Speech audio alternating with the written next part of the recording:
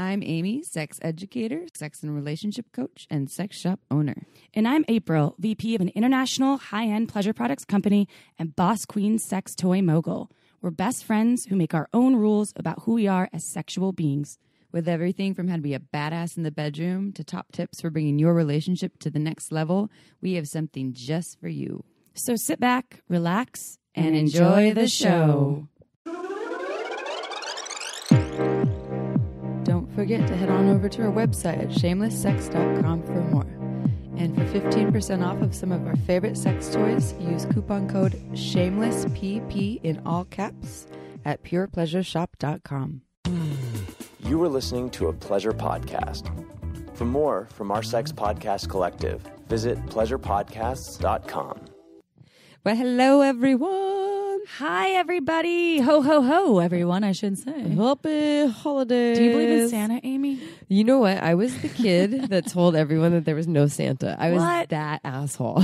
How did you know there was no Santa? My mom had to be honest with me. I went up to her when I was young. She was. Janice. Janice is listening right now. Janice. And I went to Janice and I was like, Janice. No, I didn't say Janice because I was like 5 or 6. I was like, Mom, be honest with me. Is there really a Santa? And she had to be honest with me. She's like, I can't lie to my kid. I feel you, Janice. So she didn't lie to the kid. And so, but what I did not, I don't know, Janice, did you forget to tell me not to tell the other kids? She probably was like, and guess what?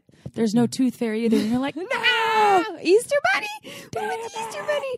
That's a bummer. I told my neighbor friend that there was no Santa and her parents pulled me aside and they're like, Amy, it's okay if you don't believe in Santa, but My brother told me. it's a dick move. And then I know. I lost a tooth and put it under my pillow afterward. This is why I brought up the tooth fairy and got money. And I was like, see, there's still the tooth fairy. And he's 4 years older than me. He was like, No. bitch, no. That was Mom. But Mom did that. I told people too. You and did? I got in trouble. That's why we're friends. Yeah, probably. We are truth speakers. We are the regulators. We bring truth and justice to all. We run around and we're like, not on my watch. Nope, mm-mm. Well, Janice, I respect your parenting. So when you're Janice is listening a to this, love you, Janice. You know Badass that parent. anyway. If you all don't know who Janice is, You can look her up at No, I'm just kidding. seriously, go to purepleasureshop.com. Oh, this is true. That's very true. It's actually a sex shop, online sex shop that I own with my mother, and her name is Janice, and she's awesome. And our listeners get 15% off with coupon code ShamelessSex. Actually, doesn't need to be in all caps, I think, now that we learned, but ShamelessSex. She's actually just one of the coolest humans out there. Remember when we did our mom trip last year around this time? Yes, I got to spend around some, this time. It was, and I got to spend some really quality time with Janice. And you're very similar to my mom, and I'm similar to your mom. Dude, we probably could swap moms, and no one would realize that we weren't from the moms that we swapped. I mean, because I'm a little too wild, though. Your mom would be like, "Oh my god, really? Chill. yeah, come on." You think you're more wild than me? Well, I don't know. Maybe not. What? Wait, what are you talking about wild here? What kind of wild? You talking about like the orgy dome and stuff? Yeah, like orgy dome, sex parties, and I mean, but I could handle that. I just haven't chosen to. let's change that. Yeah. You know what? 2020 is going to be my year for sure. Is I'm it your open year to it. of yes? I've already done that, and it's been really wildly successful for me. Year So I yes? might go back to the yes year. I'm into Although, it. I mean, I can't say, I said no to anal for a long time, and I'm back on that train. Not back. You're I'm on the the caboose. train. I'm the caboose. You're a regular on that train. So we were talking before we started recording, and you had some really beautiful things to share, and you're like, I want to tell the listeners, and I was like, Tell all right. listeners, and So you're like, you're so making me brave. wait for things too, so I want to brave. hear. Well, I told you this already, and you were probably like, I already know, Amy. But to our listeners, I didn't eye roll, by the way. no, I didn't. No. I was like, really? Did Oh I- my god. No, but I have a feeling you were like, that's not surprising, without an eye roll. And so as everyone knows who has listened regularly, actually my ex-partner was on the podcast, and I was in a relationship for 5.5 years, and we broke up in April, and I have been single and mingling, and I'm in love now. And I'm announcing, have been for like a week or two or something, but love is such an interesting thing, and I wanted to comment on this for a couple of reasons. Number one, it feels fucking awesome. Number two, it's terrifying. Thank you, number two. Thank you, number two. I'm terrified. And it's such an interesting thing because I think everyone has a different process in how they feel it. And for me, the way I know that I'm like in love with someone is Wait, can I guess what you're going to say and tell me if I'm right? Yes. The way that you sleep with them at night. Nope. Or, if you don't want them to leave. Nope. In the morning. Nope. Okay, I'm wrong. Damn it. Really? No, those things happen All right, before pre-love. If they scrub their streakers off the toilet, I'm just kidding. Yes, that's what happened. That's exactly what happened. It's so romantic. He came in, he cleaned my toilet. I was like, oh my God, I think I love you. He's a keeper. No. Erasers. The way for me, erasers. By the way, erasers. April calls. She's always called like I can't. The poop streaks in the toilet. Why is it erasers? Because you want to erase them. Oh, but if there's no toilet brush, you can't. Anyway, this is in the conversation. We're getting of love. Yes, I'm sorry. That was a total subject. No, but I'm wrong on both of the things. You're completely wrong. What? Yeah, because all those things could happen pre-love. See, no matter how well you think you know someone, you might not. For me, for my process is, and this is just my process. This isn't for everyone, right? Is that I know I'm in love with someone when I just really want to tell them. I have this like burning desire. It keeps coming up for me too. Like I just keep wanting to say this thing, and it's so funny because this not funny, but it's awesome. This person that I am in love with, which is still hard to say because it's fucking scary. And they're probably listening. Hello. They actually said, they brought it up first. They were like, I keep telling you that I keep wanting to tell you that I love you, but I'm afraid of scaring you away. Like, that's my exact process, so anyways, just that's an interesting. So, but what I wanted to comment on is what I'm seeing, and this happens with this whole process and all these other things, like any good things we talk about, sharing things, going on trips together, or all these wonderful things that I genuinely want and I'm excited for. There's this part of me that like gets in my own way and doesn't convey complete gratitude and excitement. It's almost like trying to withhold some of it on purpose.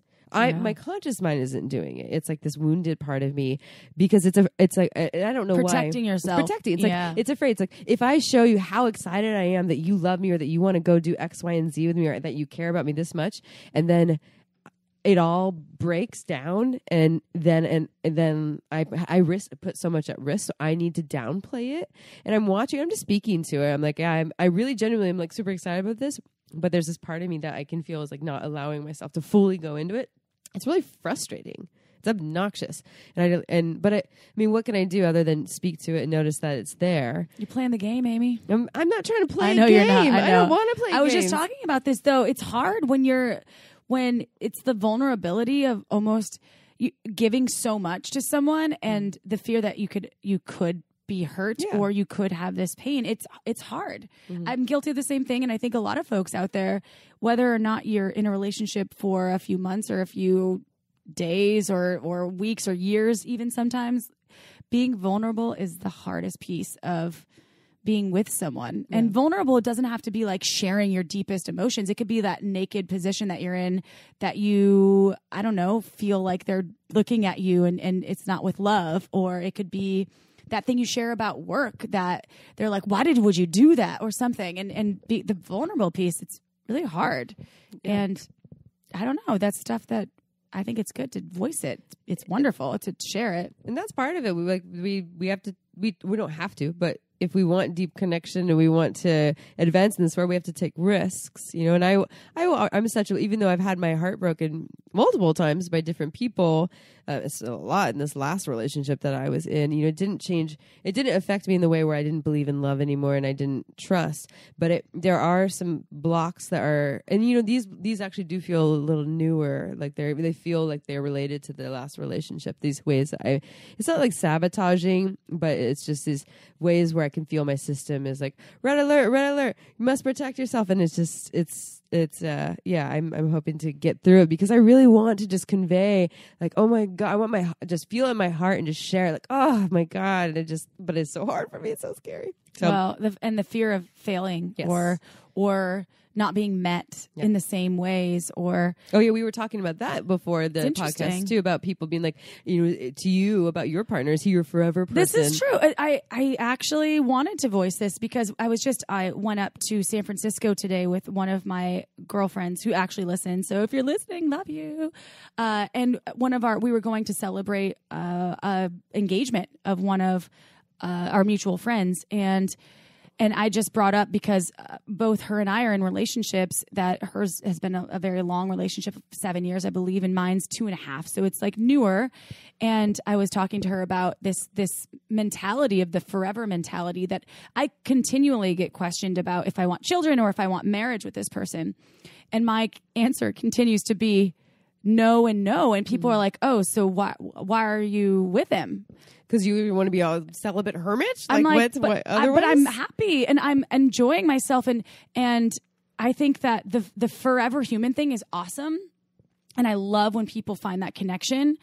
And I think that we also put so much pressure on ourselves to have this forever person. The fairy tale. And it doesn't have to be that way. And so it's not that I'm trying to leave my partner anytime soon or I'm waiting for something better to come along. I love and enjoy every moment that I have with him, and sometimes better than some moments are better than others for sure. And I think that I would love to think or know or trust that I would be with him forever. Like the security in that is amazing. However, that's not realistic for me. It's not realistic. And and I know that my shifts and changes are consistently happening. That's the only inconsistency is that things are always changing. They're always changing. Yeah. So I don't know. We might not align in 5 years from now, and that's okay. But nobody knows that. And you don't know that. No one has that answer. It's a false sense of safety. And I'm not trying to tell all of you in long-term relationships that you're all doomed. But I mean, this is what the podcast is about, is making our own rules. And like, there's these rules for what relationships should be. Everyone wants to find the forever person. Well, everyone wants to have babies. I thought that my ex-husband was my forever person when I met him. And it turns out it didn't last forever, but it was so essential and beautiful for when it was. Mm-hmm. And that was my forever person for the length of our relationship. Yeah. And that was something that I really called in and needed and I appreciate. And so even if this person that I'm currently with isn't my forever person, or if he is, which I really hope, either way, I want to make it so we're both raising each other's vibrations and doing the best we can to honor and love and respect each other and do things in a way that is our own. Mm-hmm. So he may not be my husband, but I love him too. That was beautiful. He's my partner. Okay? He's your partner. And I like that. Yeah. So congratulations to you. Thank you. Ms. Baldwin. Thanks. I'm very excited, and I know I'm conveying like maybe you and I should just get married, yeah, and then we'll be like, would we be Baldwin Lampert or Lampert Baldwin, or maybe we should go bald lamp, bald lamp. I like the bald lamp because it's like a lamp without a shade. It's a bald lamp. Will you be my bald lamp we have forever? Children that get made fun of in school. That's okay. Good old Robbie. We'll just have dogs and cats. Bald lamp. Robbie, bald lamp. I don't know why I named my Why kid is a Robbie? I don't know. Where did that come from? We're not even having kids. So. I know, me neither. But that's Robbie Bald Lamp. Okay. Legend Bald Lamp.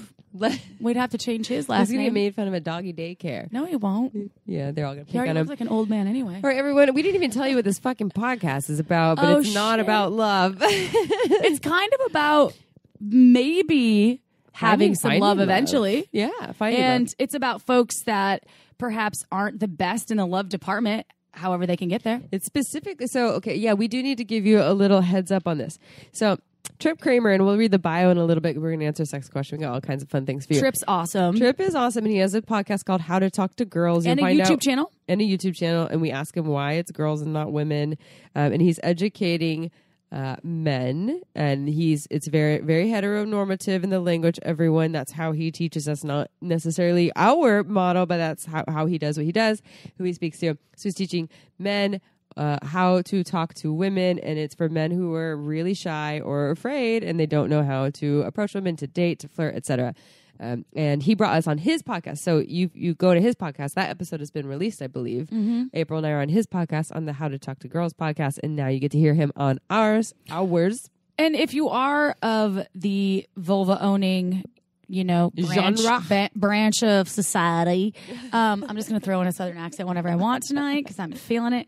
It's because my friend that got engaged is from the South. So shout out to her. You're like a sponge. I'm a sponge. I soak that up. It is still beneficial to listen, even if you are a cis woman or a woman that is identified with any orientation, because I think this podcast I learned something. Actually, remember I had a moment where I kind of spoke with him and was like, wow, you just blew my mind. And it's really difficult to blow my mind. My mind isn't blown that often. Yeah. I get a few things blown, but it's not my mind. It's so different than any episode we've ever done. We April and I usually do not invite people that speak with heteronormative language on our podcast for that reason, because we wanted to keep it as inclusive as possible. So for me, I personally had very challenging moments with the generalizations that he was making about things, and there's some really important stuff there. It's applicable. It makes sense. I personally don't love generalizations, and he knows his shit. Well, this is the thing, because we had a talk about this before we actually recorded with him, because we were unsure if it would fit with our we're just vision gonna, and our eat him mission. Alive, or what? Right. And we're like, what are we going to do? We're going to call him out. We're like, Tripp. Yeah. Fuck you. But it actually didn't happen at all like that, because we learned that he has good intentions. He has not only good intentions, but it's actually a really important work process that he's doing for other folks. And he has some systems in place that I think are necessary. And I think that it's important work. So it might not be in the same context of what we're doing. And it's great to have people that aren't always inside the same box that you live in. I think people are going to love it. I think they are too. Yeah. I would stay tuned. So let's tune do out. the sex question. All right. Well, but first, before the sex question. Because this sex question, though, I'm excited about it. But okay, sorry. Okay, so someone wrote in this an email to us. And I don't know about it. It's titled New Berry for April. Remember Barry, if you just tuned in, it was my 5-year-old favorite stuffed animal that I actually started humping when I was 5, maybe 5.5 years old. I started humping Barry, and she had this flannel dress, and I had her for a long time, and then she disappeared in a move when my mom divorced her second husband. So Barry left you for some other lady. Yeah, and it had a smushed up nose because I always hump that thing. You hump the nose? Yeah, dude. It was a soft nose. Oh, because that was the part that your genitals really like to rub against. I guess it was the only raised part that gave me enough friction. Yep. Anyway, so what's about what? So we can't read that yet? This listener said, I found this huggable massager at Walmart, and it immediately made me think of April and Barry. It won't let me paste the link for some reason, but look up Health Touch Huggable Massager, and you will crack up. It's a vibrating teddy bear. It's vibrating teddy bear. P.S. I love listening to you guys, and I've learned so much from you. I know how April loves to focus on her clit while playing with a partner or solo, and I never knew that it was common to really enjoy that. I'm the same way. Oh, yay! I just thought it was adorable. That is adorable. And you know what? I'm gonna Google or actually click on the Berry? non-existent Berry link. 2.0? The Berry 2.0. I'm just addicted to my toys that I currently use. I mean, I don't think this probably is not an awesome sex toy at all, but it's just funny. So yesterday, my partner brought home the massage gun. Have you ever heard of that? What the hell is that? It's supposed to break up the fascia tissue. The fascia. The fascia. You're my fascia. Luke, I am so my fascia. it actually really works, but I tried it for a minute on your genitals? On my genitals with pain over my leggings. I don't think I have fascia on my clit because it hurt, and I was like, brrr, I was like, ah, and then, but when I put it on, because my pectorals are really tight, I got tight pectorals. Me too. So it helped so much. This thing is awesome. I guess it was like $100. And this is not a shameless have your plug. Man work on my breasts? Well, I can work on your breast for you, but he could too if you want. You want your man to work on my breasts? You could. Well, the machine would do most of the work, but it doesn't numb you We're out. gonna get wild this year. We too. could, oh yeah. Okay. No, I'm just kidding. I'm fine with I'm it. fucking kidding. Well, no, I'd like to try. Hello, I met him because you got to get wild with him. That's true. I did test that. Amy's out. a gusher. I learned that through my partner. If you just are tuning into our show for the first time, listen to episode sick, 3. Twisted, fucking awesome humans. All right, sex question. God. It's Okay. a little long, but it's a good one. So is our life. Everything's long. Hopefully. My husband worked out of town for a total of 7.5 weeks. We had sexy FaceTime twice a week, and both of us would get off. I traveled to see him in the beginning of November. This is a new sex question, by the way, just happened. When they went to North Carolina, we had amazing sex.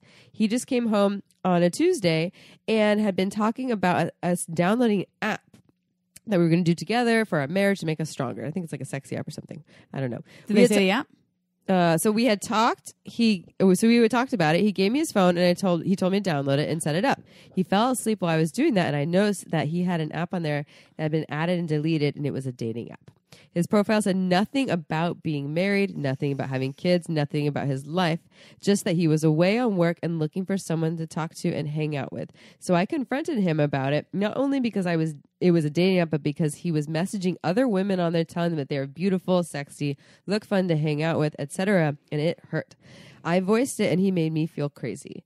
That it wasn't a big deal, and he didn't that he didn't do anything wrong. But in my eyes, it was wrong because I know deep down that he wouldn't like me saying that to other men, and he would more than likely leave me. So my question for you all is: do you think deleting is cheating? Would you be okay with your husband, if you were married, telling other women all these things, and they'd be fun to hang out with? Because to me, a married man hanging out with a woman that he doesn't really know in a hotel room with alcohol in another state is just going to put himself and our marriage in a really fucked up situation. He has been very apologetic and has tried to sway me to have sex because he knows I can't contain myself because I'm always horny.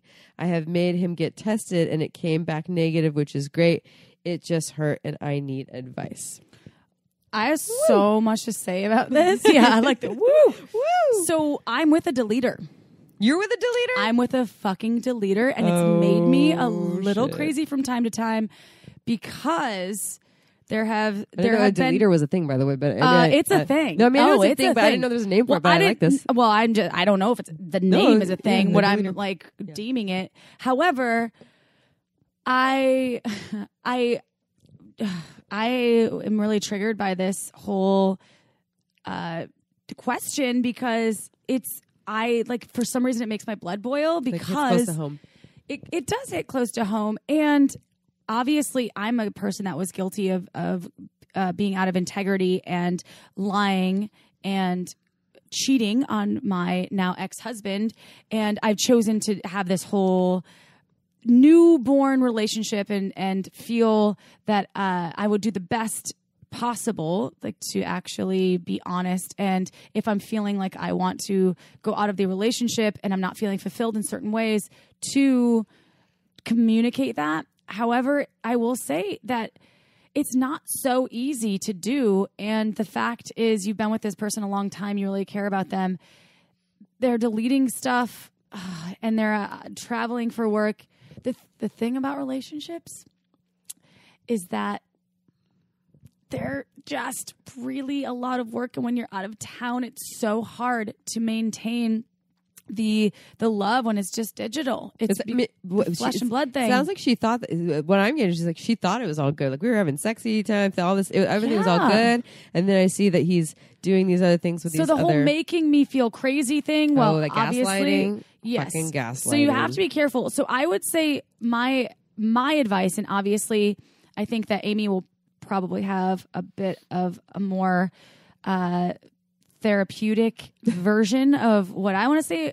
I would just say that the deleting part is really hard for me, and I can't honestly tell you as a listener that I'm like, oh, that's okay, or fucking leave him. There's like, for me, I say follow your heart. If you really love this person and you're invested in your relationship with them and you really adore them, try to figure out, and what I've done with my partner is I'm like, hey, the deleting thing is not going away. And he says he does it for other reasons that are outside of like him being shady, obviously, because no one would admit to being a shade ball. He says there's other reasons out there which tend to be related to, you know, business and certain things. So that being said, I still have been like, I'm not a deleter. I like to have all the things always captured somewhere.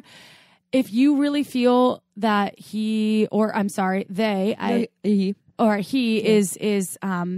lying about whatever is going on and isn't showing up for you in some ways that you want, or that he's going out of the relationship and not telling you all the truth, then that's something that hopefully you can address with him. And if it's still something and it's continuously breaking the trust train that you have with this person, then perhaps it's time to either get help from a therapist to figure out why they're choosing to go outside of the relationship that you've built, especially if you're not opening to explore any open situations, or, you know, a polyamorous situation, or an open don't ask, don't tell, or monogamous situation. And if that's not your cup of tea, then they're not willing to explore like a therapist thing, then I don't know. Then maybe it's time to bow down, delete your husband, and that's not so easy. That's not an easy thing to do. You don't or just say get to press a button. And no, and my partner. So I've accepted the deletion, and I don't believe he's deleting apps. I know he's deleting texts and other things. And I even asked him, like, do you delete the stuff that I send you? He's like, sometimes. I'm like, really? I'm like, that's weird. So I don't know. Regardless, that's my stuff. Yeah. That's the stuff that me and he thinks is okay. So I've chosen to believe that he's not choosing to do anything. But I also haven't caught him in anything like this. Like, I haven't caught him in any dating apps or anything. He doesn't use apps for any like dating apps. He's never been on social media in his life. So there you go. So, okay. Sorry, I turned it around about me, but do you feel like what I said? I mean, do you understand what I said? Totally. I totally understand what you're saying. And I think, I mean, we can take this down a layer. Like, you're asking if deleting is cheating. Cheating is, everyone gets to define that for themselves. There's not one rule for cheating. And I think that cheating can be all kinds of things. Like, I cheat. I think I said this in our very first episode, and the man that I actually cheated on, who in the episode I was talking about cheating on him, he actually listened to it later and he didn't know about it. So sorry if you're still listening. Foot in mouth disease. I get that often. I'm into it. I'm like, all right, I got to own it. And so I owned it. But I had an email love affair with someone. We didn't touch. You know, we finally did like way later, but it was just, and so why is that any better than us having sex? It was very emotional. I was very involved and captivated by it. And so I don't think that there is one way to cheat. My ex-husband, the affair that I had, I never had sex with the person. Yeah, so I never did. Justification system. Exactly. The justification system, we are all really good at it. And maybe not all of us, but I certainly am, of justifying why it's okay for me to do X because you're Judge Judy with your gavel, like, yeah. Well, it's okay because it's not why. You know, it's okay for me to do this because I'm not doing this other thing. Or it's okay for me to do this because this person's doing this other thing. And there's no hierarchy, right? Like, there, whatever. To you, cheating can be sex. To you, cheating can be flirting. To you, cheating can be I email this person every single day, or we text message, or I'm on a dating app and I'm telling women that they're beautiful.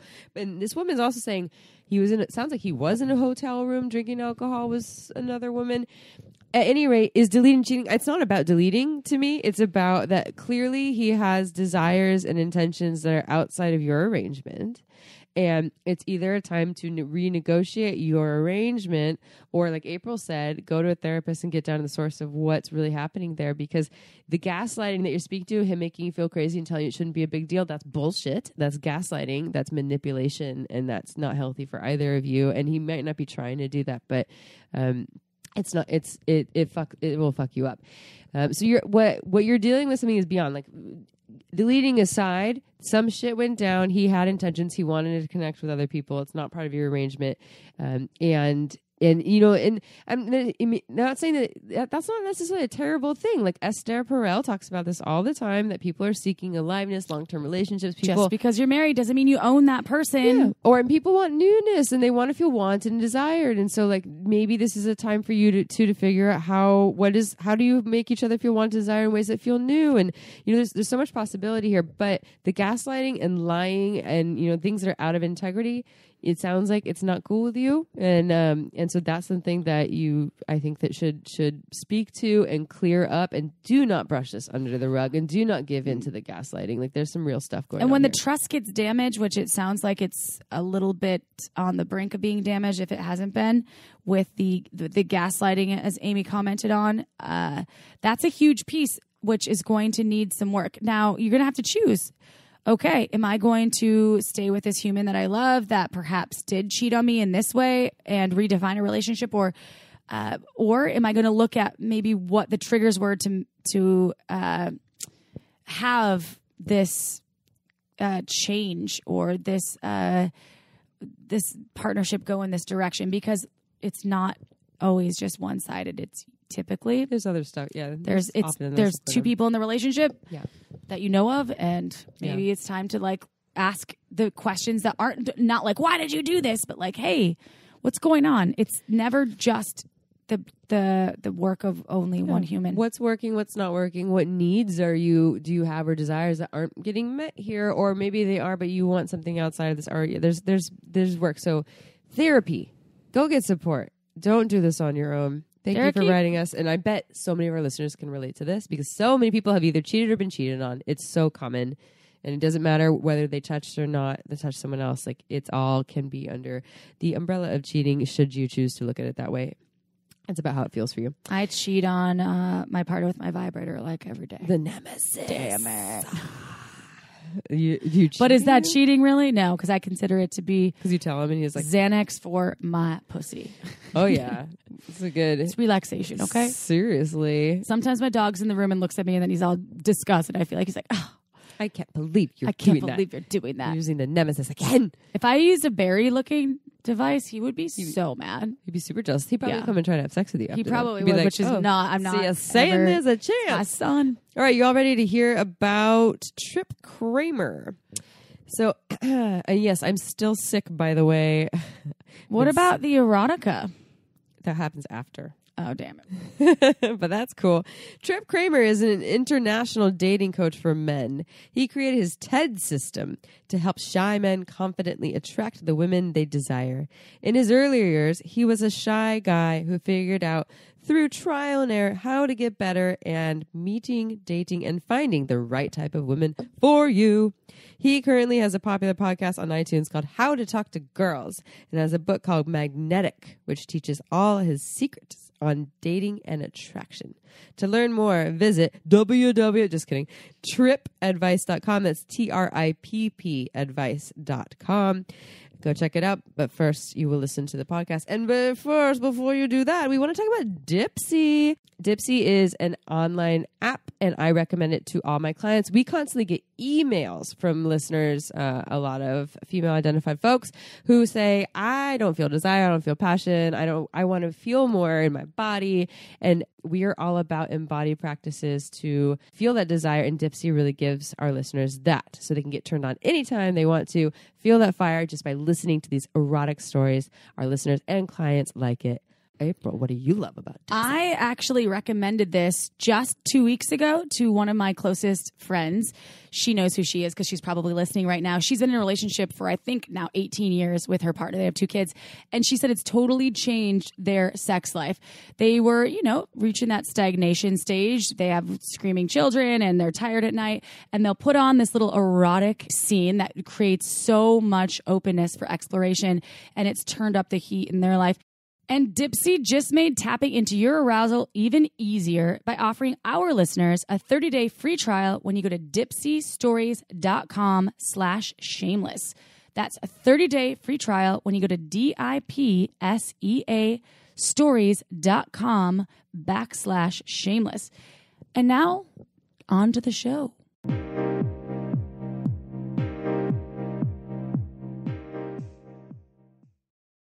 All right, everyone, it is episode time. You already heard the bio for the wonderful Tripp Kramer. I don't know if we talked about this in our intro, but we are also going on Tripp's podcast. So if you fall in love with Tripp and you want to go and listen and you want to hear us again, because we'll have a whole different topic, you can jump over there. Or maybe you don't want to listen to us, but you just want to listen to Tripp. It's the How to Talk to Girls podcast. Welcome to Shameless Sex, Tripp. Welcome. Thank you for having me. I'm happy to be here. We're very excited to have you here. We want you, even though we have the bio here, we would love for you to tell our listeners how you got to be where you are today. Sure. Well, where am I today? That's the question. Where are you? Where's anyone today? All right. So, well, today I am a dating coach for shy men. So my podcast helps guys, whether they're shy or not shy, but just want to learn about how to meet and attract women, do it in a more natural way without any kind of sleazy pickup lines or anything weird or something that doesn't speak to them. So, but kind of attracting women by being your natural self and building confidence. And so I was the guy that I help now, right? I was that kind of shy dude. Some people might, look at me and say I'm a nerd, call me Stuart, call me Fred. I don't know. We did that earlier, everyone. That's what they guessed my name was. But the name is Tripp. And it was probably around 15 years ago that I went through my own process of learning how to be more confident, build self-esteem, break through shyness, which is interesting because I'm a more extroverted person. So for me, I love to socialize and be out and about and talk to people. But it was just difficult for me to do it because I was always scared of rejection, which is what a lot of guys who listen to my podcast are scared of as well. So I put myself through my own kind of 1 to 2 year journey of going out sober and trying to break through the shyness of talking to women that I was attracted to. And I ended up seeing a lot of results fairly quickly because I put a lot of work into it. I wasn't really focused on my job at the time. I was just going out all the time. And it's funny, I always talk to a lot of guys who I coach and they say like, well, am I going to have to go out like multiple nights a week for 2 years? I'm like, if you want to be a dating coach, then yes, you'll have to do that. But you don't need to go out that much and put that much effort in to be able to be a more confident person in your dating life. So I figured out kind of like a way to help guys that is easy and effective to be able to meet more women and do it naturally, because that's how I did it. And I started a podcast, that not the one that we've been talking about, the How to Talk to Girls podcast, but another one who's called Dudes Talking About Chicks. It's no longer around, but it was fun for like a year and a half. And that's what got me started in giving dating advice.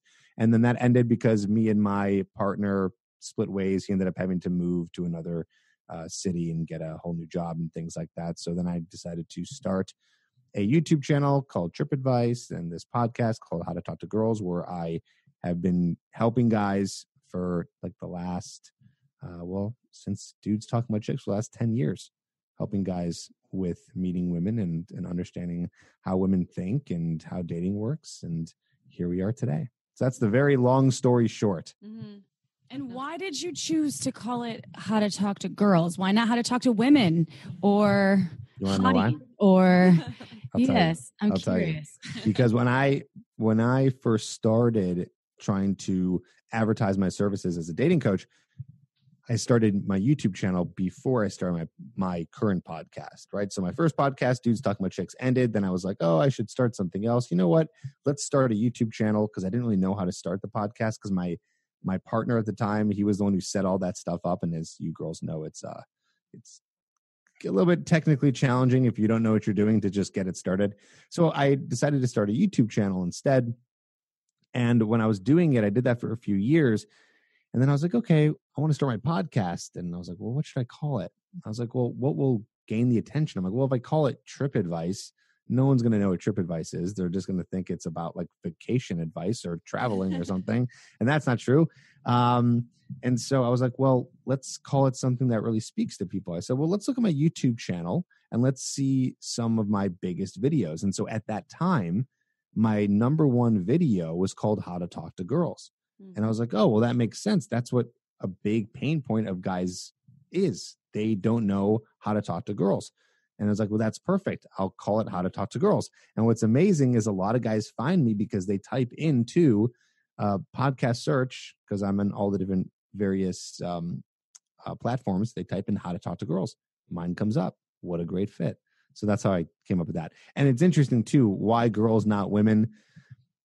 For some reason, in terms of search algorithms, more guys put into search using the word girls than women. Mm-hmm. So whenever I do a video that has the word woman or women in it, it does not all the time, most of the time doesn't do as well as something with the word girls. I think that's so interesting point. And actually I've looked at various SEO for what was it for? It wasn't for us. Was it for, maybe it was for our website. Maybe it was for Shameless Sex, and someone gave us a whole report on it, and people would use the word girl often. How to make a girl squirt, how to make a girl orgasm. They were not using woman, even though a lot of them were, 18 and up and being intimate with women. So that's interesting that you, and that's a smart choice on your behalf. That it's just what people are responding to. Yeah, I think maybe it's because when this is just a theory, is like using the word woman, it feels like too old. Like it's like it feels too much older. Like it's almost like too mature. So it's like feels more natural to use the word girl, not because they're looking for something young per se, but because the word girl just seems more common. And it's like when you type in woman, it feels like, oh, that's someone who's much older, and so maybe it wouldn't fit. I don't know. Or maybe it just rolls off the tongue more to say girl. That's how I feel about being called ma'am. I'm like, I am not a ma'am yet in my life. Can I just have miss until I'm at least 75? Thanks. In 30 years, I'll change my podcast to how to talk to ma'ams. Ma'ams, yeah.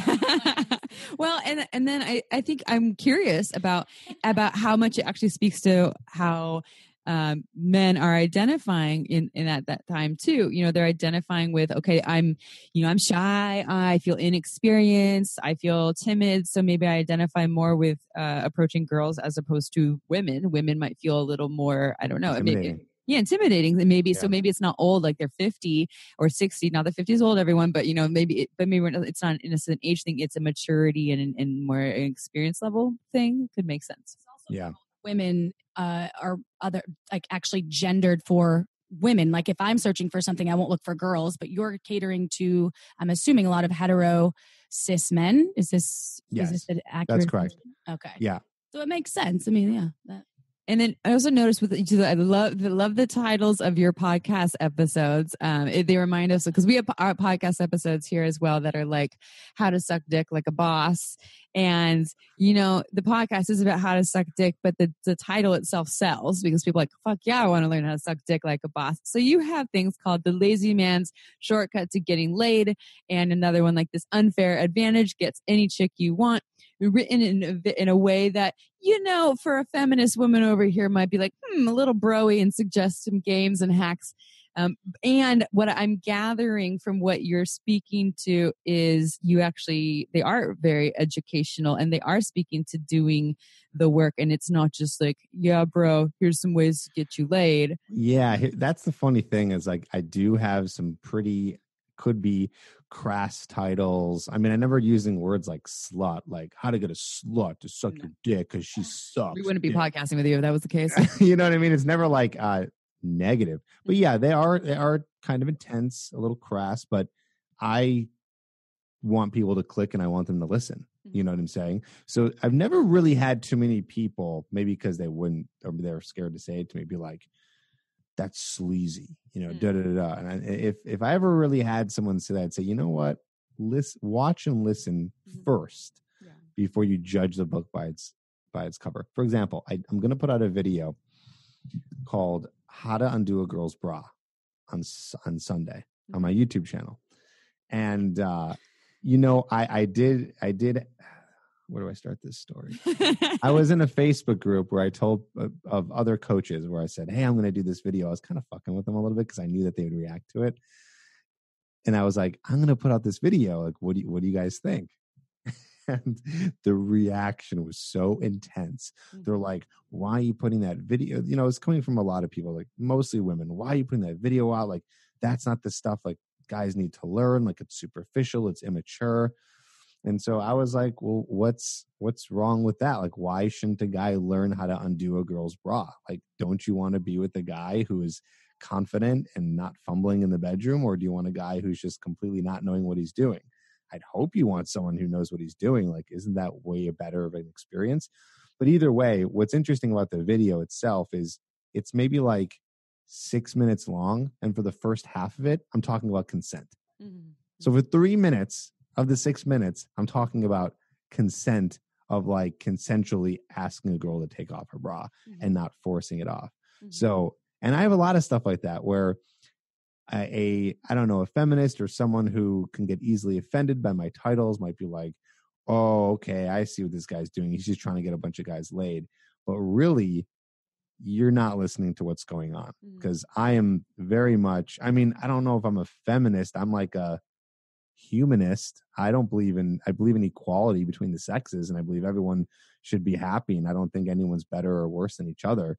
But when you listen to my stuff, it's all about doing the things that will turn a woman on and make her feel comfortable and want to have sex with you, right? Like I just was talking about in a recent episode about prostitution. I was like, listen, if you want to buy a prostitute, that's up to you.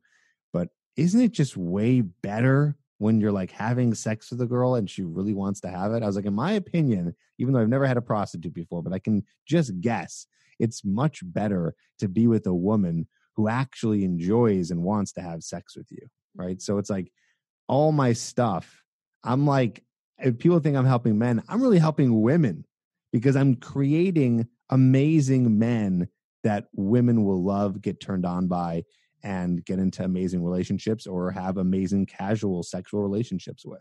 So that's what my stuff is all about. So any women who are listening that are interested in hearing more about that, they can check out the podcast. But I know it's a little more geared towards men. Well, and I mean, we have plenty of men that are listening to our podcast that say that they feel like our podcast is more geared towards women, which we try to keep it as inclusive as possible, but they're still listening. You know, they still want to hear those pieces. And it just reminds me of, so I did a Tantra weekend training, and Charles Muir, there's some consent issues going on around his company right now. But anyways, Charles Muir, who teaches Tantra, he's like he's like 80 years old and has been teaching Tantra forever here in California. And he gets in front of the group of men and women. He speaks very softly. He's very like the lingam and the yoni and the amrita and, all these things. And then they divide the genders, which I don't love, but they're like, well, the women go in this room and meet with this other woman and she'll talk to you about how pleasuring a man. And the men come in the other room and we'll talk about how to please the sacred yoni of women. And they go in this other room, and my partner at the time went in the other room, and he's like, he said that the instructor just completely did a 180 and also was just like, all right, bros, it's like, and none knows exactly, but he was like speaking their language, which was like, I remember the great fuck drought of 1985, where, and so it's just, he took on this other role. And so I think that we can wear many hats and many masks and take on different roles in order to speak someone's language. And, as long as the overall message is, helpful, is educational, is, full of consent and respect, you can take on a different tone. You can use even different words. So. Yeah, absolutely. And people need help getting laid, right? They really do. And I think that, okay, I hooked up with this guy not too long ago. It was like a couple of years ago. Amy introduced me to him. And he had that book, The Game, which are we going to talk about The Game at all? Have you read that book? Oh yeah, a few times. So his tactics were these very bro-y, kind of reverse psychology, ways. And he'd like look in the mirror when he's like, when we're like hooking up, and I'm like, oh my God. And so I bought the book and started reading it. And I was like, wow, this is definitely catering to a specific genre of folks. But then I realized maybe it's not. Maybe like a lot of hetero men, it's like the bro-y kind of conversation that's happening in Tantra. This is what they can relate to and what helps them get laid. So it's also what sells, though, as some teaching. We'll ask you a question. We want to hear about is it the TED system or? But I know it's what sells us as someone who teaches in-person sexuality workshops. You teach, blowjob 101, and that class sells because women are much more open about like, I don't know everything. I want to learn everything. Men we see are often less likely to admit that there's room for improvement unless you sell it in a language that sounds either really exciting and spicy, or you're speaking their language. Like, yeah, bro, I'm a bro too. So like, hey, let's talk about this. So I get it. Peach class doesn't do well. How to suck a dick does really well. Yeah, that's So what was the first peach? How to eat a peach is how to go down on a woman. How to go down on a vulva. Yeah, and the intent is not nearly what how to suck a dick like a boss would be. Yeah, although one of our other top episodes is how to eat pussy like a champ. Just saying. Okay, anyways, back to you, bro. TED system. I'm dying to know. It's an acronym, TED. It stands for something. It's not like a TED Talk, is it? No, it's not like a TED Talk. Although now it is a TED Talk because we're talking about TED. So here's my TED Talk. T stands for tension. E stands for entertainment, and D stands for dominance. So these are 3 areas in which I believe is necessary to create attraction when you're with a woman and to create attraction when you are in a relationship and so on.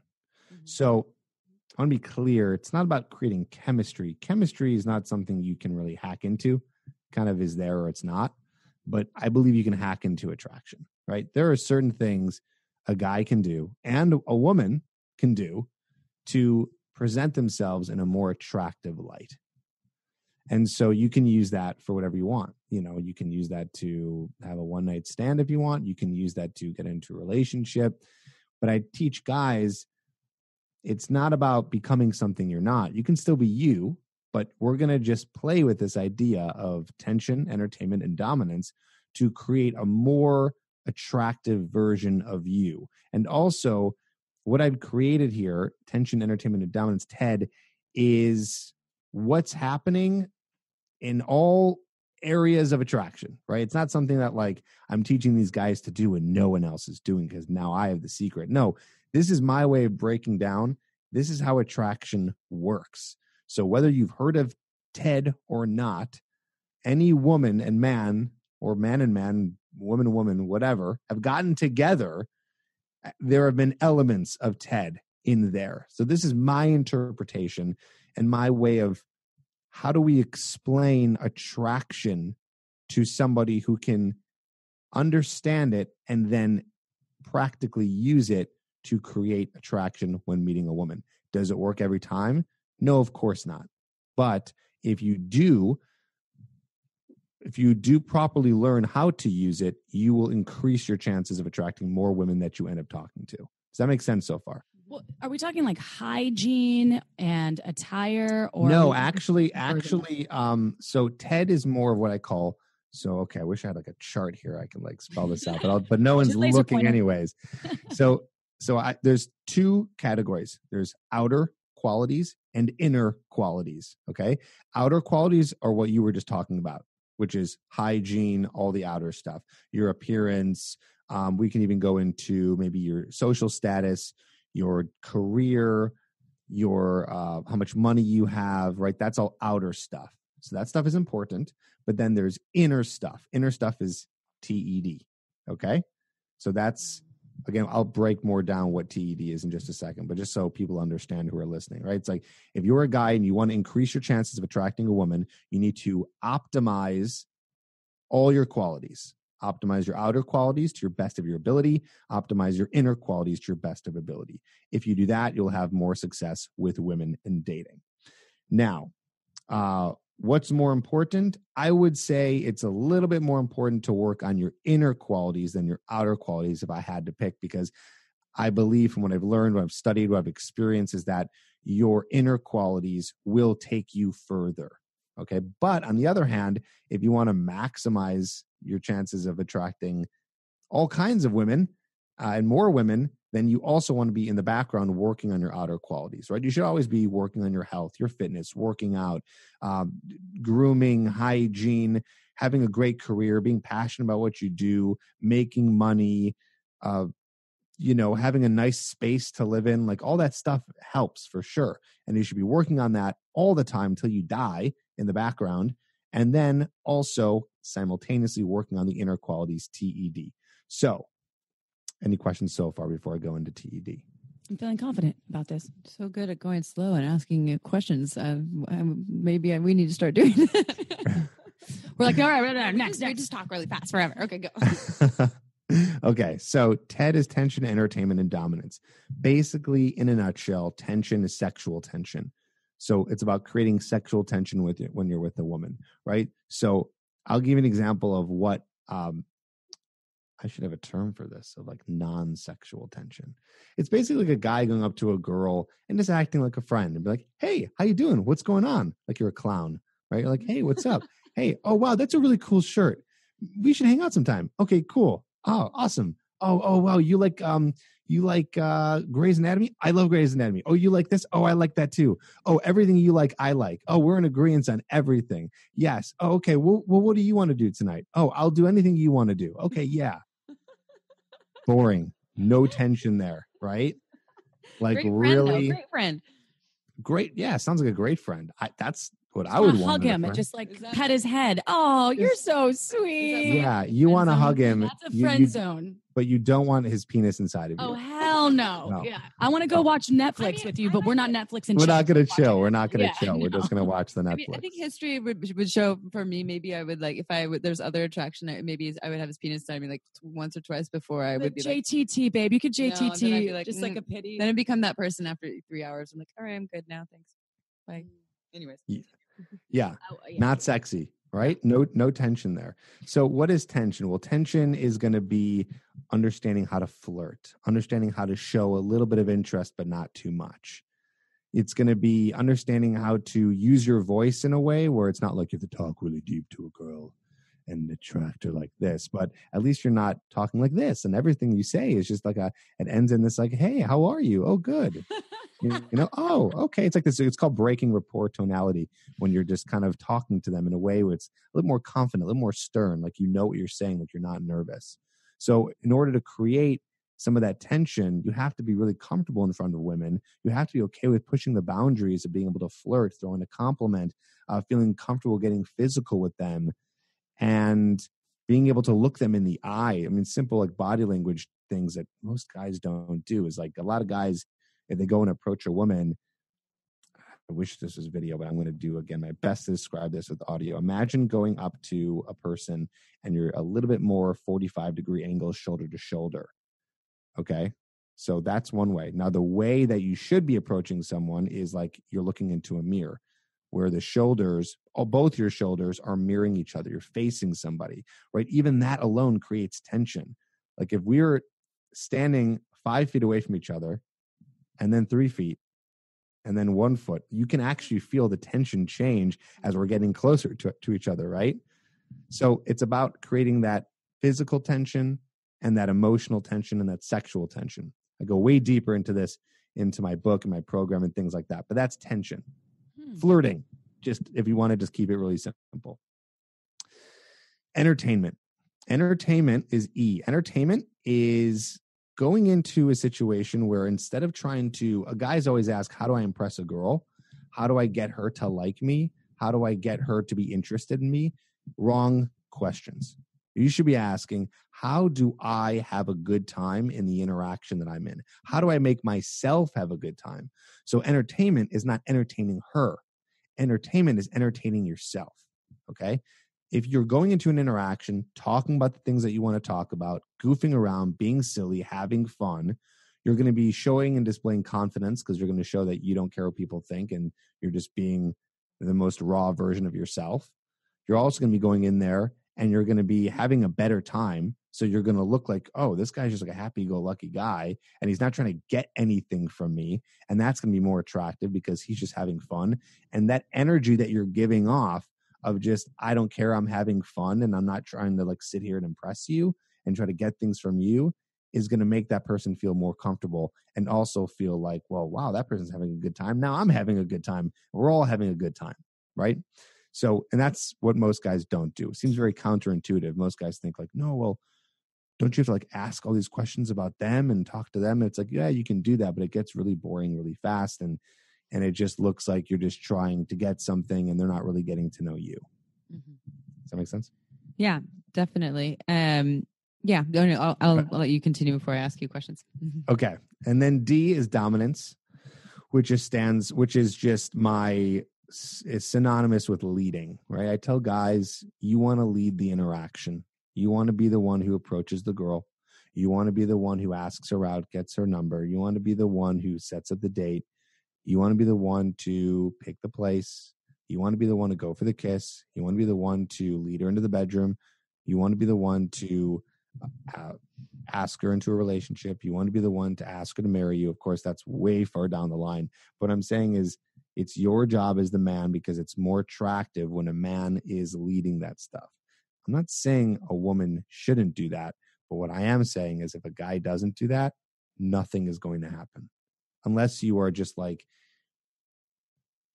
right place, right time, and you just happen to be a very good-looking guy and women are coming up to you. And even then, that doesn't always happen. So if you're not taking the lead and you're waiting for her to do it, good luck in the dating world. It's probably not going to happen. So you have to do it because it's not going to happen. But also, I always say to guys, like, double whammy here, doing it already, just the act of leading is not because women are lazy, but they're actually attracted to that. They are attracted to a guy who's taking charge and taking control. That is very attractive to a woman. So that's why you do that. So we combine all three of these things. It's not a linear process. Like first you do T, then you do E, then you do D. It's just all about you're simultaneously creating sexual tension, entertaining yourself, and leading the interaction.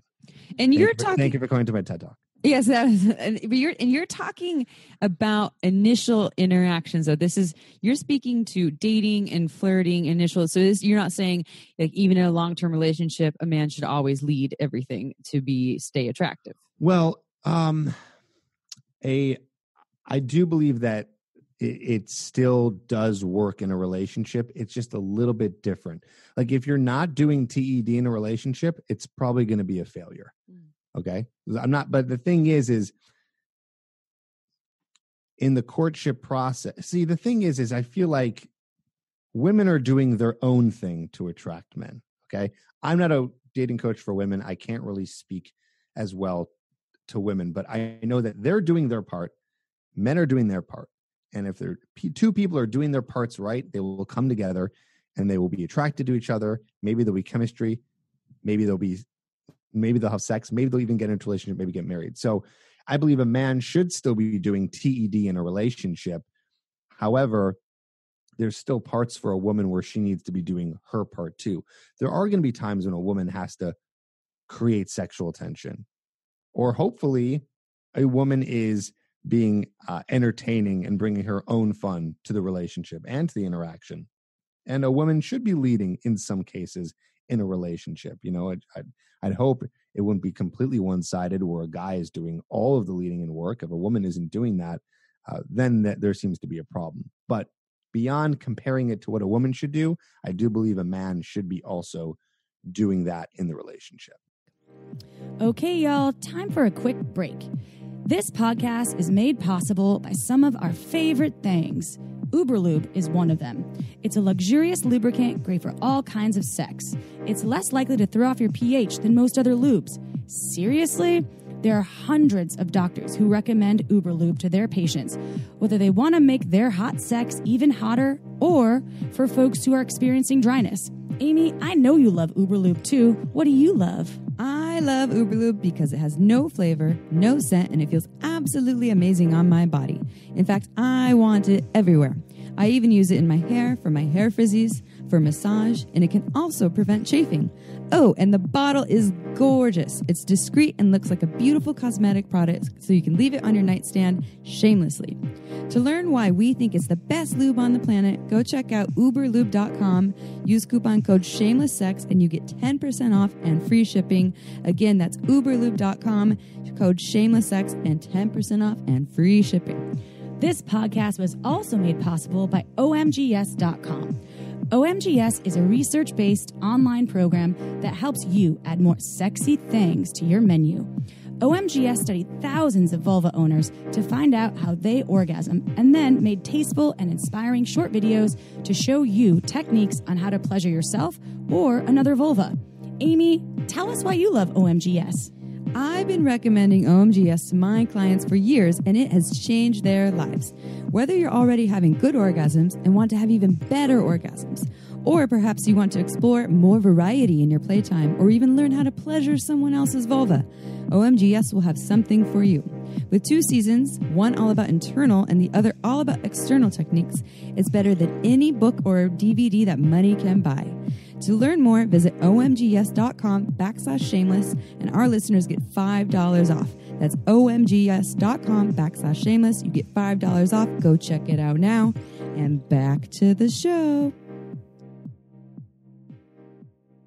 Another question for you, Tripp, which this is all such, I actually am really digging your advice, by the way. I think it's helpful, and you're doing it in a way that is, I get like the catchy phrases of some of the titles that you're putting out there. We do the similar things just because it draws more attention.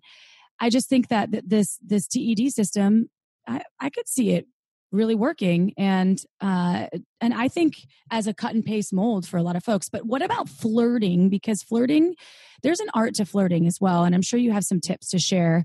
I'm curious what you have to say about flirting. Flirting is the mating dance between a man and a woman, right? So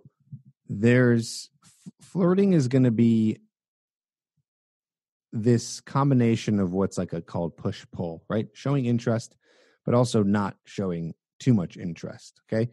If you show too much interest, it comes off a little needy, a little desperate, not attractive. If you show no interest, well, then nothing's going to happen, and there's no point. You're just you're going to be in the friend zone at that point, right? So, I'd say you want to balance both of those. So you don't want to be complimenting a woman so much, because then it kind of kills it. It sounds like you're just doing this to get something. But once in a while, you throw something in there.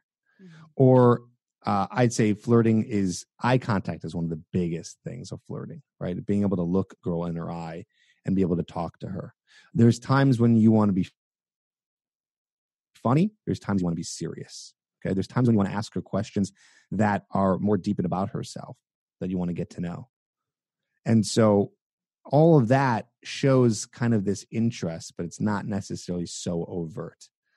And also flirting is going to be showing interest by just the act of asking her out, or the act of let's say when you meet a girl at a bar. I always tell guys, if you want to meet a girl at a bar, for example, or even could be during the day, like at a grocery store, try and move her around a little bit, right? You don't need to have like a 20-minute conversation right there, continue it somewhere else so you guys can have more of an experience together. A woman gets more invested in a man the more that they spend time with each other. So this is kind of an area of flirting too. So let's say you meet a girl at a grocery store. You guys are talking for 20 minutes. You say, you know what, listen, I was about to go get a cup of coffee. Why don't we finish this conversation? You can come with me. She says, yes, great. She says, no, grab her number, try to meet up with her another time. If you're at a bar and you meet a girl, right? Common place where people meet people. You can talk to her and say, hey, you know what? I was about to go grab some water or grab a beer. You want to come with me to the bar? You know, it's kind of loud in here. Do you want to step outside real quick and continue this conversation? Moving her around a little bit. So always being, again, it's interesting how I'm talking about tension and flirting, but in a weird way, dominance and leading is sort of interconnected with it too, because the leading in itself is flirtatious. Does that make sense? Mm-hmm. So that's kind of like a little broad overview. Also, I always tell guys, don't be so agreeable. Remember I was making that joke before and I was like, oh yeah, I like that too. I like that too. You're lying. It's funny because people say some dating advice is really manipulative. I think people are already manipulative without even trying. I think guys are already being manipulative by just doing anything they can to get into a girl's pants. Oh yeah, I like that. I agree with that and this. And it doesn't even work half the time. So you want to create that tension by just being honest. If you don't like something, don't just say you don't like it. Say you hate it. So that's my way of kind of teaching them, be a little bit more polarized, and that creates more tension. That's more flirtatious. So let's say you're like, hey, what kind of music do you like? And she's like, oh, I love country music. I went to some country concert the other week. You look in their eyes, you go, oh my God, I absolutely, and you big smile on your face. You go, I absolutely hate country music. All right, you know what? You have to convince me right now in the next minute why I should like country music. See how different that is and how that builds more tension than being like, oh yeah, I like country music. Oh, what do you listen to? Oh, cool. Yeah. Oh, you know what? I don't really listen to that much, but I probably should. I probably should listen to more because it sounds like it's really good. Yeah, I'll go home and I'll listen to some more country music. I'm obviously exaggerating a little bit. Obviously, people don't really talk like that, but that is kind of an idea of how guys are doing that. Everyone's different. Some people do. So is this mostly, this is a tactic to get laid, or is this also to enter into a relationship? Because I feel like both. I don't know. Okay. All of the above. All of it. Okay. Both. It's here's the information of how attraction works. You do it with it whatever you want. You want to just I don't tell guys, I don't think it's wrong to just sleep with a woman and just have casual relationships. That's fine. But it also works for, it's not like a technique that works. It's like, this is what it is. Mm-hmm. I'm just explaining how it just is. Does that make sense? Like, this is what's happening. Some guys just aren't naturally like that way. I'm just going to try your tactics now. Now you have That's 5 where it minutes. worked. I go, what are you talking about? See how that got my attention more? This is why half the country hates Trump and half the country loves Trump. Because he's polarizing. He takes a stance on his things. He's like, nah, fuck the Mexicans. Build a wall. Half the people are like, holy shit. What? Did you just say? Another half are like, oh, amazing. Let's build a wall. You know what I'm saying? It's like being polarizing is going to be more interesting and help you create more attraction. I'm not saying you be racist, but what I'm saying is most guys are just boring, nice guys who, I'm not saying those guys can never get a girl. Maybe they'll get a girl sometime, possibly. If they do, probably not the one they really want. So learn how to get in touch with who you really are and not be afraid to express that.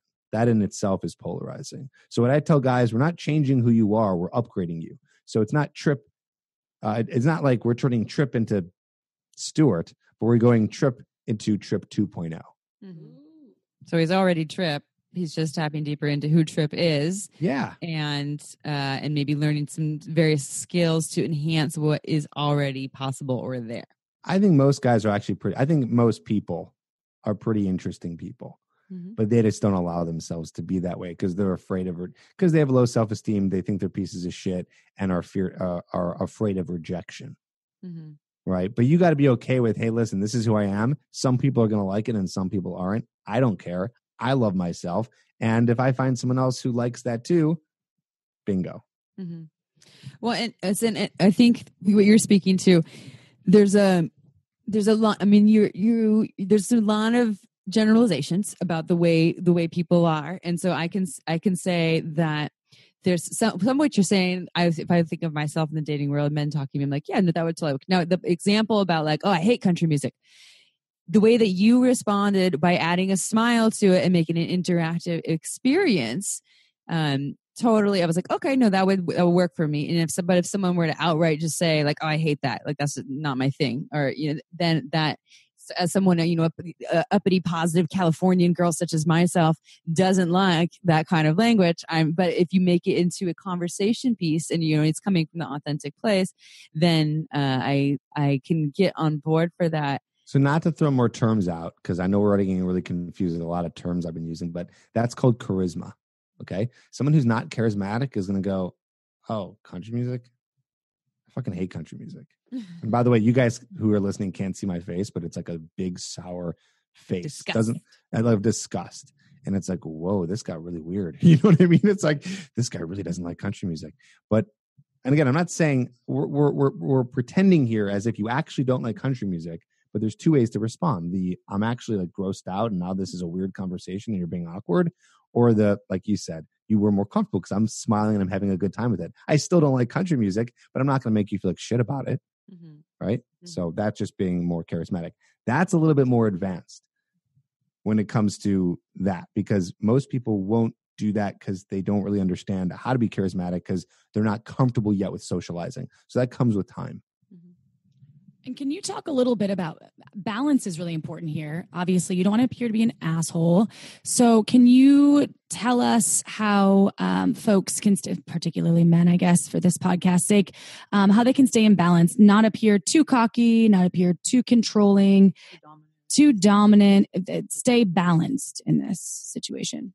Well, I think it's just first the awareness of that you have to have a balance, right? So if you don't have that awareness, you're not going to understand what the balance is. So just understand, if here's the thing. If you're too much of an asshole, you can still attract women, but you're first of all treating people like shit, and that just kind of sucks. Like, is that the way you want to do that? But also, that's why they say nice guys finish last, because they're like, oh, once the girls have had their assholes, then they're going to want to go with them. That's funny. I just can't stop picturing them eating their assholes. I know. Once the girls have had their... Look who's on top now, bitch. But yeah, once girls have been like, oh, I don't want to ask. Here's the problem. We tell guys, just be nice. And the nice guys are like, okay, I'm being nice. It's not getting me anywhere. But then what happens is maybe they do get a girl finally who's like, I'm tired of being with the bad boy asshole. And then they go with that guy, but then she ends up breaking up with him because he's too nice. Okay. So it's what I say is it's not about being mean or nice. It's just about being a guy who is a good person, right? You're a good person. You're not treating someone like shit, but you have an edge to you where you're not letting people step all over you. So you have this kind of mixture of what would be called like alpha and beta qualities. It's like you're a guy who you are not going to be super nice guy, agreeable all the time. And okay, well, let's just do whatever you want to do and just cater to the woman 100% because the woman is not going to be attracted to that. And also you're just not going to be happy being like that anyways.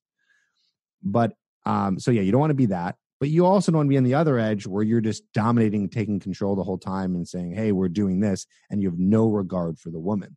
So you got to be a guy who is comfortable in himself, confident in himself, making decisions, taking the lead, but also making sure that while you're doing that, you're not stepping on other people's feet to do it.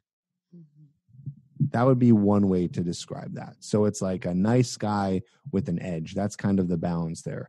You're a guy who knows what he wants and is going after what he wants. That's more of like the alpha male kind of characteristic, right? That's like you're doing what you want because you have your own life and you respect yourself. But you're also, I guess I'm just repeating myself at this point, just not doing it at the cost of others. Mm-hmm. Right. Yeah. Is that clear? That's helpful. And I think what happens a lot of times when people are working on themselves, they're like, okay, I'm the super nice guy. A lot of times, and I'm wondering, I guess you can clarify that if you see this in your work. Sometimes they can go on the opposite side of the spectrum. It's like I can speak for myself too. When I'm working on a part of myself, like Amy, the independent, self-sufficient, who's trying to work on asking for help and taking more energetic and emotional space. And sometimes I've gone on the other side. I'm just like, it's all about Amy now. And so I'm just wondering if you see that with some people where they often jump to the other side. They become like the overly cocky, dominant, all those things. And then part of that is their journey to get into balance. I would imagine could happen sometimes for some folks. I mean, with the guys that listen to my podcast or come to me for coaching or help, they're so far on the other end of the spectrum of nice guy and accommodating and kind of like emotional weakness and low self-esteem that I really got to push them to the other side. Yeah. Like it's not in their nature. It's like not in their DNA to be the kind of alpha bad boy badass. And they'll never get there. And that's fine. They don't have to go to the far end of the spectrum, but I never have to I've never had an issue where I have to calm them down. Like, whoa, you went too far. You know what I mean? Because we're not pushing them far enough. So I was trying to think. Like a lot of the work that I do is I'm trying to get guys. So let's talk about D for a second, like the dominance in TED. not the dick. I thought you were talking about dick. I was like, Well, we kind okay. of are. In a sense, we are talking We're about talking about the dick. the D. The So dick. Oh, sorry. the dominance factor, the leading portion, is that I gotta really push them to take the lead. They're really scared to do that because they're so afraid of rejection. So I gotta tell them to like make moves. Like they won't make moves. Like they will not go for the approach. They won't go for the kiss. They won't do anything. Right. And so, of course, I always say like get consent. But like for a guy like that, consent is the least of his worries. Like he's never going to go so far to the point where he's gonna, for really strong terms here, rape a girl. Like that guy won't do that. It's just not in his DNA. He'll never go that far. So it's like funny. Some people have come to me and saying like, what, you're just telling guys to like, to go and just kiss girls and just like, and touch them. And it's like, yes, because if you don't tell them to do it, they're not going to do it at all. And trust me, they're not going to be doing it in the creepy way where you've experienced, because women have only experienced the guys who are too much or have crossed the line. They have not experienced any of the other guys because those guys aren't doing any of that stuff. They're not in their realm, So I have to kind of push them and let them know like, it's okay. And by the way, women like sex. That's a mind-blowing factor to them that I have to teach them. I thought they were all frigid and they were just wanted to snuggle. Well, one thing I wanted to comment before we wrap this up and you can remind our listeners how they can find you. But so I want to talk about when the consent piece and when I use the word men because I typically am interested in dating men, that they, and as opposed to boys, by the way, is what I was explaining. And that with the consent piece, before I've ever touched or been touched by someone, when men ask me, when they say, I really want to kiss you right now, can I kiss you? I've heard there's this debate that's not strong enough or hot enough. I'm totally fucking into it. To me, it shows me that one, that they want me and they desire me, two, that they respect me, and three, they are taking initiative because they're asking for what they want, as opposed to them just diving right in. Do you have anything that you'd like to say about that? 100% agree with that. I tell guys the same thing because I talk about consent a lot when I talk about sex. I even told you earlier, I have a video called How to Take off a Girl's Bra. Mm-hmm. I guarantee there's no guys asking for consent before they do that. I can almost guarantee 9 out of 10 guys are not doing that. And I'm not saying that's a bad thing or a good thing. I'm just saying that's probably what's happening. And I'm telling guys, like, you might as well do it. And even beyond that, when having sex, and I always ask for consent. There was a period where I didn't because I was just unaware that was something you needed to do. I wasn't forcing anyone, but I was just going along and having sex and, should I get a condom? Like that's kind of one way of asking for consent, but it would just kind of happen naturally. And then I realized, okay, wait, consent is really important. I should do this. I should especially do this if we've been drinking. So I've done it and I've never had a bad experience with it. So I tell guys all the time, no girl is going to be like, you killed the mood. Good job. You know what I mean? And completely reject you. So, no, I'm all for it. Guys should do it. And it doesn't kill the mood. And yes, I think it turns a girl on more because just like you said, it's like, oh, it's like because you know what happens? You know what you're saying when you're not asking for consent? You're actually saying to them, I'm scared of rejection. Mm-hmm. But if you're a guy who's like asking that, it just shows the girl that you're open for her to saying no. You're giving her the opportunity to say no. So it shows that you don't care, which inherently is more attractive.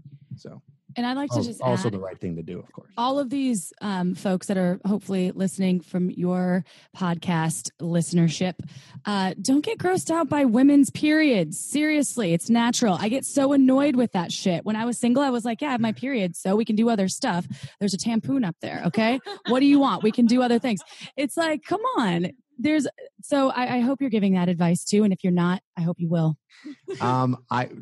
Wow, that came out of the blue. I know it did. I was thinking about that because some of your shit was. This is what you can expect when we go on your podcast. Yeah. I love it. We'll go into it. No, I don't talk about periods. No reason.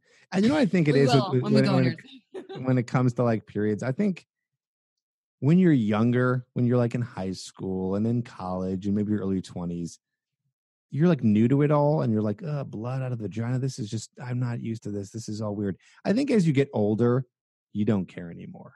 I think for younger guys and immature guys, it tends to be like a thing because it's, that's funny. Well, and she's also not saying that they have to like lick it or have it on their bodies or even still like have sex. So she's just saying like, if I say the word period, don't get all weird. Don't go ew. It's always funny. Yeah. I think that is hot when kind of men that I've like been with or even talking to them about it. And they're like, oh yeah, cool. I'll get you some tampons if you need it. You know, I'm like, you're awesome. How's like, your flow? Are you PMS? I didn't mean to take it to this direction, but just a lot of the advice, I feel like with the people that are listening out there, like they could also use little tidbits of advice from women that were single in the game. Are we going to talk about periods next week? Because we could do that. Yeah, we can. Period and sex. We can talk about all things. Don't make the whole thing about periods, though. And if you are listening out there, wait, can you please tell our listeners how to find you, Tripp, and your plugs, social plugs? Sure. Well, you're listening on a podcast. It's going to be easy for you to find another podcast. So if you're interested in hearing more of the Tripp advice, you can go to How to Talk to Girls podcast. It's on iTunes, Stitcher, Spotify, SoundCloud. How to Talk to Girls. And then if you're like, well, I just kind of want like more from you and I want to buy your stuff, well, then you can just go to trippadvice.com, which is the hub for everything. You can find the link to the podcast, my book, my program, and a link for coaching as well if you want to get a little bit deeper. So How to Talk to Girls is the podcast. Tripp Advice with 2 P's is the website with all the links. And go check him out. We're going to be on his show very soon as well. Tripp, you've been such a great guest. I've enjoyed all of what you've shared. It's different. I'm thinking outside the box now, out of my own box, out of my vaginal box. And I'm becoming a penis. Okay? I'm there. So I'm gonna my work here is done. Yeah. You did it. Damn it, it worked on us too. Yes, it did. Well, thank you for tuning in to our listeners out there. Thank you, Tripp, for all of your awesome advice. I'm definitely checking out your YouTube channel after we get over this interview. I'm going to log in, and your sound is amazing. Live videos. Oh, and you do live videos. Did you talk about that at all? Can you share? I do live videos. I do a live show on YouTube every Wednesday night at 7 p.m. Central. So of the time recording this, it's 2 hours before the 7 p.m. And I also take calls. That's cool. People get to call in and ask questions. And so if you ladies are around and you can tune in and later in the hour, like more towards 7. So for you, you're in Santa Cruz. So it'd be like 5:45-ish. You'll hear me talking to people who are calling in and seeing what these guys who I've been talking about, what they're all about and what they're asking. So awesome. Check it out on YouTube. Yeah. You're inspiring. You're inspiring us too. All right, y'all. We absolutely love our listeners. Thank you for being part of the Shameless Sex Revolution. We love you. We'll see you next Tuesday. Ciao for now. Don't forget to head on over to our website at shamelesssex.com for more. And for 15% off of some of our favorite sex toys, use coupon code SHAMELESSPP in all caps at purepleasureshop.com.